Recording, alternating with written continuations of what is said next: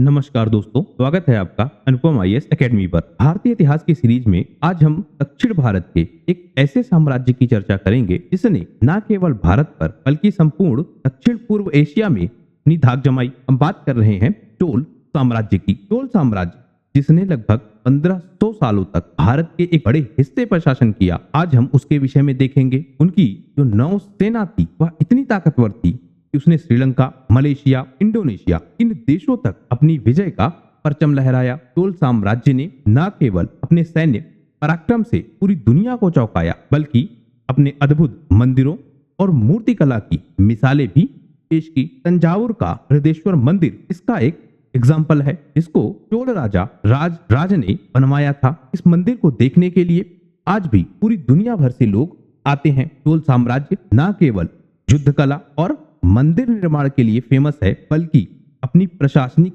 व्यवस्था के लिए भी बहुत फेमस है। चोल साम्राज्य में सबसे पहली बार हमें जो उत्तम पंचायती व्यवस्था है, जो मॉडर्न डे की पंचायती राज व्यवस्था है, उसकी छाप दिखती है। और बाद में इस व्यवस्था को बहुत सारे शासकों ने भी अपनाया था। तो आज हम जानेंगे एक ऐसे बड़े साम्राज्य के विषय में जिसने अपनी सैन्य रणनीति, संस्कृति और प्रशासनिक व्यवस्था से भारतीय इतिहास में एक बड़ा परिवर्तन किया। तो मैं अनुपम तिवारी स्वागत करता हूं आपका अपने इस YouTube चैनल पर। आइए जानते हैं भारत के महानतम साम्राज्यों में से एक चोल साम्राज्य के विषय में। जब हम इनका क्षेत्र देखते हैं तो आप देखें दक्षिण भारत का एक बड़ा क्षेत्र और जो दक्षिण पूर्व एशिया का क्षेत्र है वहां पर इनका पूरा नियंत्रण था। द्रविड़ साम्राज्यों की बात करें तो 3 साम्राज्य हमको सबसे फेमस मिलते हैं, एक चेर, दूसरा चोल और तीसरा पांड्य साम्राज्य। पांड्य साम्राज्य पहली बार जब उदित होगा तो यह चोल साम्राज्य से पहले उदित होगा, लेकिन दूसरी बार जब चोल साम्राज्य कमजोर पड़ेगा तब पांड्य साम्राज्य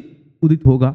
हमने इसीलिए पांड्य साम्राज्य को अभी तक नहीं किया है, क्योंकि जब हम चोल साम्राज्य को एक बार ठीक से समझ लेंगे, उसके बाद जब हम पांड्य साम्राज्य को देखेंगे और इनके चरणों को देखेंगे तो हम शायद ज्यादा आसानी के साथ चीजों को कनेक्ट कर पाए। तो 3 बड़े साम्राज्य हैं द्रविड़ साम्राज्य में, और इन साम्राज्यों का जो क्षेत्र है जिन्हें जनपद के नाम से कैटेगराइज किया जा सकता है। तो दक्षिणापथ के वह जनपद जो इन साम्राज्यों से कनेक्टेड हैं और सबसे ज्यादा फेमस हैं, इनमें महाराष्ट्र, महिषक, अश्मक, विदर्भ, कुंतल, कृत, कौशिक, सुपरिक, पल्लव, गोंड, नासिक, कोंकण, कोल, गिरी और वेल्लर, यह सारे जनपद इन साम्राज्यों से कनेक्टेड होंगे। अगर हम क्रम के रूप में जानना चाहें तो पल्लव साम्राज्य हमने देखा था। पल्लव साम्राज्य के बाद चोल साम्राज्य हमें मिलेगा और उसके बाद विजयनगर साम्राज्य एक बड़ी प्रशासनिक व्यवस्था के साथ आएगा। चोल साम्राज्य के ऐतिहासिक साक्ष्यों को देखें तो संगम साहित्य में इनका उल्लेख हमें मिलता है। वहीं एक ग्रंथ है नवचोल चरित, जो कि कन्नड़ भाषा में लिखा गया है, और इस ग्रंथ में भी चोल साम्राज्य के साक्ष्य हमें मिलते हैं। एक ग्रंथ और बृहदेश्वर महाकाव्य, जिसे जाना ही चोल वंश चरित के नाम से जाना जाता है। तो संस्कृत भाषा में लिखे इस काव्य में हमें चोल साम्राज्य के विषय में जानकारी मिलती है। जब हम बात करते हैं महावंशा की, जो कि सिंघल देश या श्रीलंका का ग्रंथ है, तो यहाँ से भी हमें इस चोल और पांड्य साम्राज्य का पता लगता है। अशोक के जो अभिलेख हैं, खास करके 2, 5वां और 8वां, इन शिलालेखों पर भी हमको चोल, पांड्य, सतीपुत्र, केरलापुत्र इन साम्राज्यों की जानकारी मिलती है। तो बहुत पहले से इन साम्राज्यों का उल्लेख हमें मिलता है, लेकिन बड़ी प्रशासनिक व्यवस्था में यह 9वीं सदी के आसपास कन्वर्ट होंगे, तो हमको उस समय काल से ज्यादा देखना है।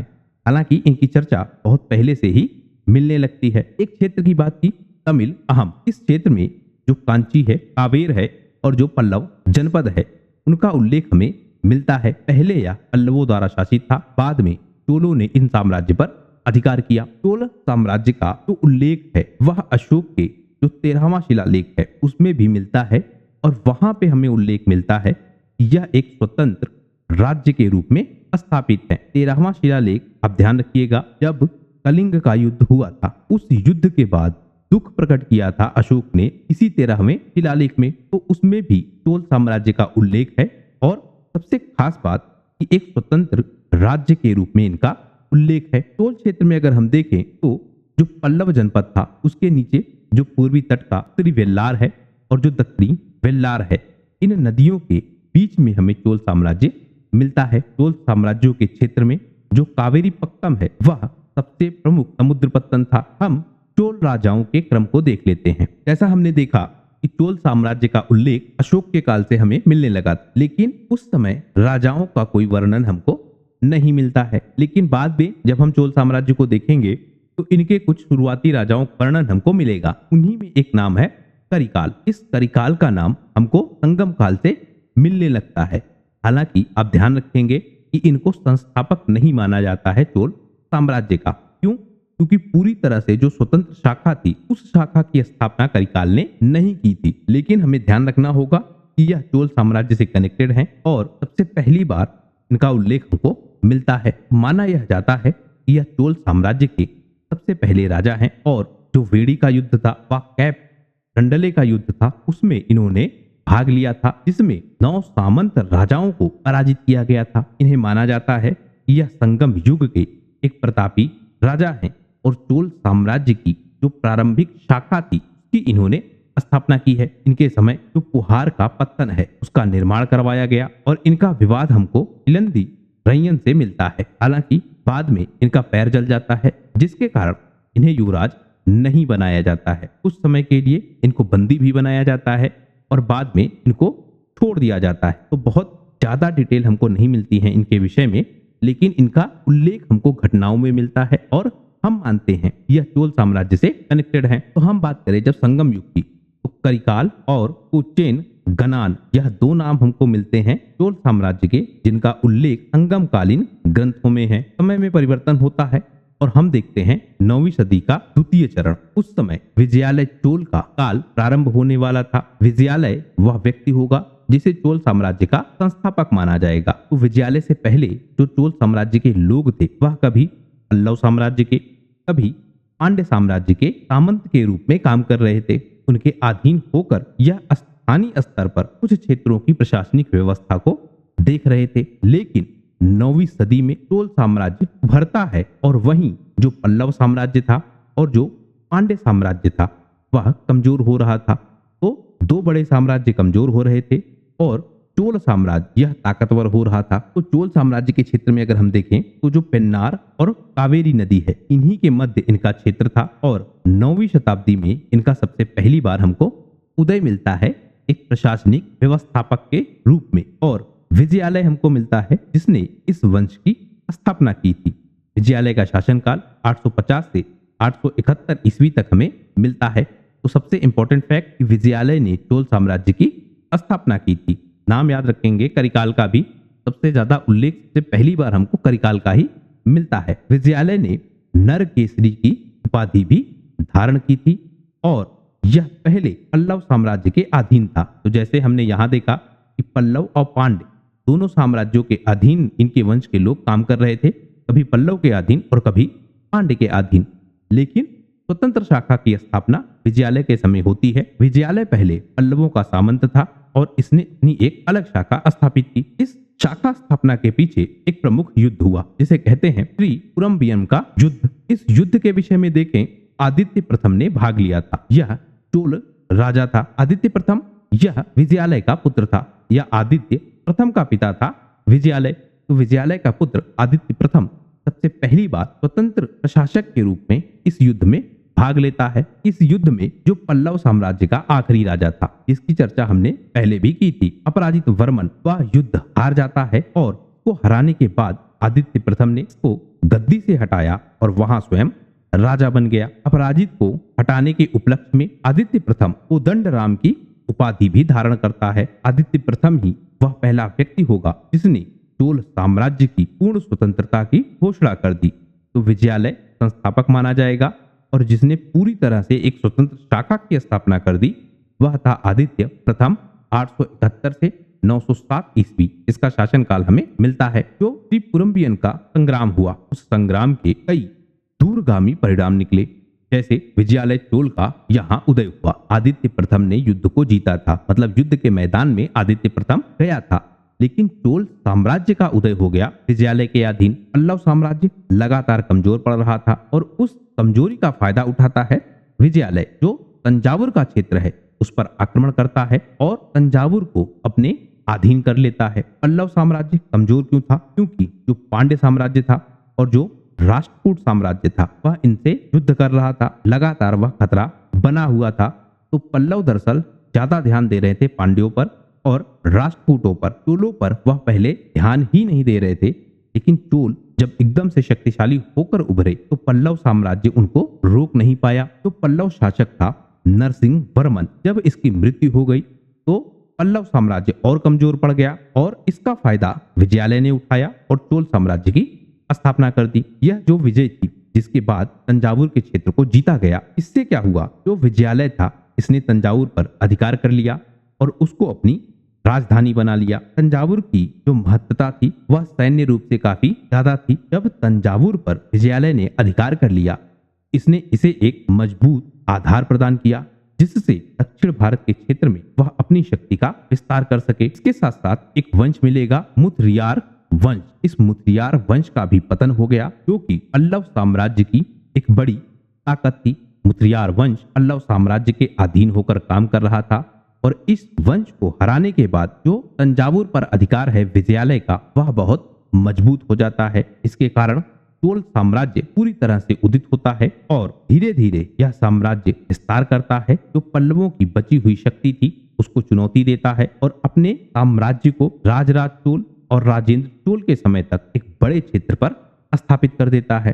तो इस युद्ध के परिणाम हम समझ रहे हैं कि कैसे परिणाम निकले, जिसके बाद चोल साम्राज्य उदित हो गया। उसके बाद हम देखते हैं आदित्य प्रथम के बाद परांतक प्रथम राजा बनता है 907 से 955 ईस्वी तक। परांतक के समय हम देखें तो इसकी मित्रता चेर साम्राज्य से थी, लेकिन जो पांड्य राजवंश था वह इसके विरोध में था। वहीं राष्ट्रकूट वंश भी के विरोध में था। परांतक ने सबसे पहले जो पांड्य जनपद है या जो पांड्यों का क्षेत्र है वहां पर आक्रमण किया और आक्रमण के समय जो पांड्य राजा है राज सिंह, इसने संदेशा भेजा सिंघल नरेश के पास और उनसे सहायता की मांग की। सिंघल नरेश ने अपना सेनापति भेजा जो कि पांड्य राजा राज सिंह की सहायता कर पाए। सेनापति शक राज सिंह की सहायता के लिए आता है, लेकिन महामारी फैल जाती है जिसके कारण इस सेनापति को वापस होना पड़ता है। तो अब जो सहायता मांगी थी श्रीलंका से या सिंघल नरेश से, वह सहायता नहीं मिल पाती है, लेकिन युद्ध फिर भी होता है। मदुरा में यह युद्ध हुआ। पांड्य राजा राज सिंह और परांतक प्रथम के मध्य यह युद्ध होता है। इस युद्ध में परांतक ने पांड्य राजा राज सिंह को पराजित कर दिया। पराजित करने के बाद मदुरै कोंड की उपाधि धारण की। तो पहले आप देखिए पल्लव साम्राज्य को कम किया या हम कहें पल्लव साम्राज्य के क्षेत्रों पर अधिकार किया, फिर इन्होंने पांड्य साम्राज्य के क्षेत्रों पर अधिकार किया और धीरे धीरे जो यह पांड्य साम्राज्य है इसका पहला चरण समाप्त हो जाएगा। बाद में चोलों के बाद दूसरा चरण आएगा पांड्य साम्राज्य का, उसको हम देखेंगे बहुत डिटेल से। समय होता है 921 ईस्वी का, जब यह युद्ध हुआ था जिसे कहते हैं बेलूर का युद्ध। इस युद्ध में राज सिंह पराजित हुआ और पराजय के बाद जो मदुरा का क्षेत्र था वह चला गया चोल साम्राज्य के अधीन। जो यह राज सिंह था यह भागकर चला जाता है श्रीलंका, क्योंकि युद्ध यह हार गया था। लंका में उस समय राजा दप्पुल चतुर्थ होता है, तो दप्पुल चतुर्थ के पास यह भाग जाता है और फिर अपना जो मुकुट था उस मुकुट को यह केरल में छोड़ देता है। अब हम इस मुकुट की चर्चा क्यों कर रहे हैं, क्योंकि यह एक तरह का प्रतीक था कि मदुरा पर राजा कौन बनेगा। जिसके पास यह मुकुट होता वही राजा बनता। यह समस्या आपको बाद में मिलेगी कि इस मुकुट के लिए भी युद्ध होगा। तो लंका में यह अपना मुकुट छोड़ देता है और भाग कर चला जाता है केरल के क्षेत्र में। तो पांड्यों की वह नगरी मदुरा जिसपे अब अधिकार है चोल साम्राज्य का, और चोल साम्राज्य का राजा परांतक वह चाहता है कि अपना राज्याभिषेक वह करवाए, लेकिन समस्या क्या है, जो मुकुट है वह लंका के क्षेत्र में है। तो इस मुकुट को पाने के लिए लंका में सेना भेजी जाती है। कौन भेजता है? चोल साम्राज्य, क्योंकि बिना मुकुट के राजा बन नहीं सकता था। कुछ इस तरह की परंपरा थी। लंका के क्षेत्र में शासक उस समय होता है उदय चतुर्थ। उदय चतुर्थ से चोल सेना का युद्ध होता है, लेकिन चोल सेना को इस युद्ध में पराजित होना पड़ता है। जो पांड्य साम्राज्य है इनका एक मित्र वंश है पाण राजवंश। चोल वंश के राजा परांतक ने क्या किया, सबसे पहले इन पांड्यों को पराजित करने के बाद, मतलब मदुरा में इनको पराजित किया है, उसके बाद पाण राजवंश पर आक्रमण किया और इस युद्ध में जो गंग वंश था उसका राजा पृथ्वीपति द्वितीय, उसने सहायता की किसकी? परांतक की। युद्ध के बाद जो पृथ्वीपति था गंग वंश का, उसको बाणाधिराज की उपाधि दी गई और बाद में पृथ्वीपति का उत्तराधिकारी बनता है भुतुंग द्वितीय। लेकिन यहाँ परिवर्तन होगा, क्योंकि जो भुतुंग था यह राष्ट्रकूटों के ज्यादा करीब था इसकी मित्रता राष्ट्रकूट साम्राज्य से थी। वहीं जो पृथ्वीपति है इसकी मित्रता चोल साम्राज्य से थी। परांतक को हम उत्तम चोल के नाम से भी जानते हैं। परांतक का शासनकाल हमने देख लिया। अब परांतक के जो पुत्र हैं उनको हम देख लें। एक नाम मिलता है गणरादित्य। 953 से 956 तक यह शासन को चलाता है। इसी के समय जो कृष्ण तृतीय कौन? यह राष्ट्रकूट साम्राज्य का राजा था। तो गणरादित्य हमें मिलता है। दूसरा राजादित्य चोल, जिसके समय हम देखते हैं 1949 ईस्वी में जो राष्ट्रकूट राजा था कृष्ण तृतीय, इसने गंग वंश की सहायता ली, क्योंकि आपने पीछे देखा कि गंग वंश का राजा हुतुंग अब राष्ट्रकूट साम्राज्य से मिला हुआ है। तो राष्ट्रकूट राजा कृष्ण तृतीय और गंग वंश ने आक्रमण किया चोल साम्राज्य पर। युद्ध हुआ अरकोल्लम का युद्ध, और इस युद्ध में जो चोल साम्राज्य था वह पराजित हो गया। इससे जो चोल साम्राज्य था के उत्तरी भाग पर राष्ट्रकूट साम्राज्य ने अधिकार कर लिया। एक तीसरा पुत्र अरिकेशरी, उसके बाद उत्तम शिला और अरिजय एक पुत्र हमें मिलता है। इस अरिजय ने गणरादित्य के बाद शासन को संभाला था और इसका भी संघर्ष कृष्ण तृतीय के साथ मिलता है और मुख्यतः संघर्ष होता है कुंड मंडलम के लिए। अरिजय के बाद राजा बनता है सुंदर चोल। सुंदर चोल को मदुरै कोंड राजकेशरी की उपाधि दी जाती है। इसके समय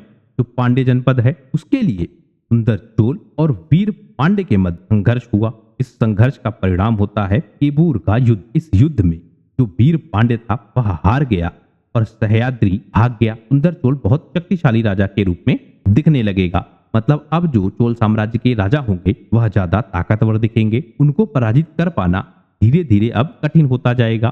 खास करके जो पांड्य वंश है, जो राष्ट्रकूट वंश है, वह अब इनको हरा नहीं पाएगा। तो वीर पांड्य युद्ध हार जाते हैं और सह्याद्री भाग जाते हैं। चोल साम्राज्य के विषय में देखें तो श्रीलंका की जो सेना थी वह भी इनके लिए एक परेशानी का एक सबब थी, क्योंकि आपने पीछे देखा भारतीय क्षेत्र के राजा वहां भागकर जा रहे हैं और श्रीलंका की सेना भी भारतीय राजाओं की चोलों के विरुद्ध सहायता करने आ रही है। और ऐसा हमने बेलूर युद्ध के बाद देखा, जब राज सिंह भागकर शरण लेते हैं श्रीलंका में और श्रीलंका की सेना पहले इनकी सहायता करने के लिए भी आती। तो चोल साम्राज्य को समस्या का सामना करना पड़ रहा था श्रीलंका के क्षेत्र से भी। श्रीलंका में इस समय राजा है महेंद्र चतुर्थ और चोलों का सेनापति है सिरिय लीवार। इस सिरिय लीवार ने जो महेंद्र चतुर्थ था उस पर आक्रमण किया, लेकिन इस बार भी चोल सेना पराजित हो जाती है। बाद में हालांकि एक संधि हमें मिलती है कि चोल साम्राज्य और श्रीलंका के या सिंघल के जो राजा हैं महेंद्र चतुर्थ, उनके मध्य एक संधि हो जाती है। राष्ट्रकूट साम्राज्य में देखें तो जब तक कृष्ण तृतीय थे तब तक राष्ट्रकूट साम्राज्य बहुत शक्तिशाली था, लेकिन जब कृष्ण तृतीय की मृत्यु हो जाती है उसके बाद राष्ट्रकूट साम्राज्य कमजोर पड़ता है और जो सुंदर चोल है वह कोंड मंडलम पर अपना अधिकार स्थापित कर ले जाता है। सुंदर चोल का पुत्र है आदित्य द्वितीय। यह बहुत प्रतापी राजा है। बहुत सारी मूवीज बनी हैं इनके ऊपर और माना यह जाता है कि यह युद्ध के मैदान में कभी हारे नहीं थे। धोखे से इनकी शायद हत्या की जाती है। इस पर बहुत सारे विवाद है कि आदित्य द्वितीय की मृत्यु किस प्रकार से हुई थी। प्रेम प्रसंग भी हमको मिलते हैं कि शायद उसके कारण धोखे से मरे, वह भी मिलता है। बहुत सारे घटनाक्रम है, बहुत सारी फेमस मूवीज इस पर बनी हुई है। खास करके अगर आप साउथ की मूवीज को देखें तो आदित्य द्वितीय सुंदर चोल के बाद राजा बनते हैं। इनके विषय में यह कहा जाता है कि इनकी हत्या हो गई थी। इसके द्वारा? उत्तम चोल के द्वारा। अब इस हत्या के पीछे बहुत सारे घटनाक्रम है और बहुत सारी कहानियां भी है। उत्तम चोल ने यह हत्या क्यों की, या उत्तम चोल ने ही हत्या की थी या किसी और ने की, बहुत सारे इसमें विवाद हैं। लेकिन हत्या के बाद उत्तम चोल ही राजा बनते हैं और 963 से 975 ईस्वी तक यह शासन को संभालते हैं। उत्तर चोल के समय जो चालुक्य वंश था और उनकी जो शाखा थी कल्याणी की, कल्याणी का जो चालुक्य वंश था उसके राजा मिलते हैं तैल द्वितीय। इस तैल द्वितीय से उत्तम चोल का संघर्ष हमें दिखता है, जिसमें प्रारंभिक स्तर पर तैल द्वितीय विजयी होता है। उत्तम चोल के विषय में एक प्रमुख फैक्ट और सर्वप्रथम जो स्वर्ण मुद्रा का प्रचलन है वह उत्तम चोल ने ही प्रारंभ करवाया। उत्तम चोल के बाद हम देखते हैं कि सुंदर चोल का एक पुत्र है। सुंदर चोल का एक पुत्र हमने देखा आदित्य द्वितीय। अब हम देख रहे हैं राज प्रथम को 985 से 1014 ईस्वी तक यह शासन को संभालता है। तो आज की वीडियो में हम उत्तम चोल तक ही देखेंगे, क्योंकि जब आप राजराज प्रथम को देखेंगे तो चोल साम्राज्य का एक नया चैप्टर स्टार्ट हो जाता है। चोल साम्राज्य इतना ताकतवर होगा कि उसको अब हरा पाना किसी के बस की बात नहीं होगी। भारत के बाहर भी यह अपने क्षेत्रों का विस्तार करेगा, व्यापारिक मार्गों पर यह कंट्रोल स्थापित करेगा, नेवी पर इनकी बहुत पकड़ दिखाई देगी हमें। वह सब कुछ विकसित होगा राजराज प्रथम से। तो राजराज प्रथम को हम आने वाली वीडियो से कवर करेंगे। आशा करता हूं यह वीडियो आपको पसंद आया होगा। वीडियो यदि पसंद आया हो तो प्लीज शेयर कीजिए अपने दोस्तों के साथ, सब्सक्राइब कीजिए इस चैनल को। आपका हमसे जुड़ने के लिए बहुत बहुत धन्यवाद। आपका दिन शुभ हो।